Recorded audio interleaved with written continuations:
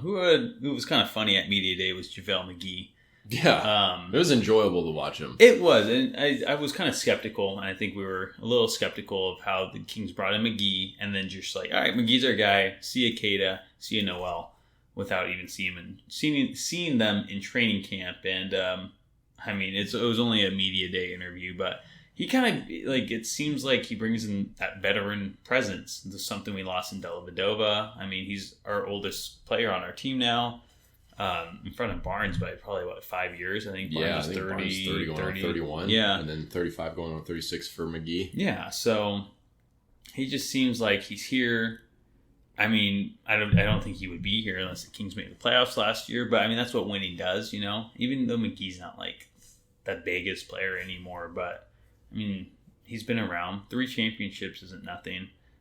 He's been around the block, and he's definitely a winner in his time in the league so far, so I mean, I'm not expecting big things from McGee this year, but he even said it. He's like, I have a habit of bringing teams together. It's not like the Kings need that, but I mean, a good veteran in the locker room and who can actually probably play productive minutes off the bench. I'm kind of excited for him now. Yeah, he was just cool. That's all it was. Yeah. He just came off as very cool and collected, and it's one of those things where the concerns and the questions about the whole center thing and the backup competition getting scrapped and whatnot, that's never been a condemnation of McGee. It's more of just like the Kings going about this the right way.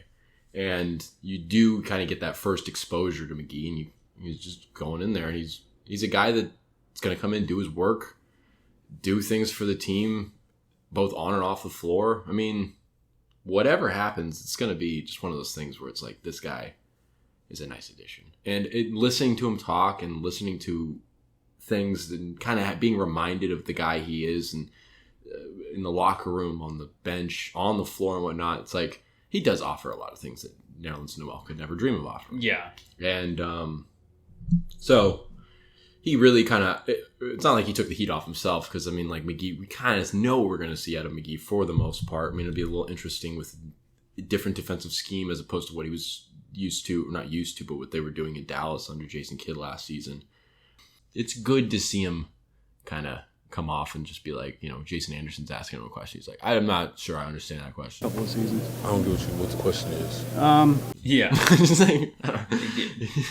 He brings a very good presence to the team, and people keep talking about like how confident they are this year and whatnot. And it's just like to have that kind of bookend steadying force. It's nice. And to see it, to really experience it yourself. Yeah, for the first time. And keep it on JaVale there. I mean, Davion Mitchell said an interesting thing. He was like, well, JaVale adds something to the team, not just in what he'll be able to do potentially as a backup center, not just what he can do as a championship guy, a motivator, but think about what he does in practice. You have him going up against Sabonis in practice, and that's going to make Sabonis better. He's got a little bit more of an agile center that has terrific size, can rebound and block and all this stuff. You'll have to deal with that. And he kind of noted that, obviously it's not to the same degree, like having Fox be guarded by Mitchell and having Mitchell have to guard Fox, that's like clearly like two things rubbing up against each other and sharpening each other to a degree that's like probably stronger than any other like positional matchup on the team.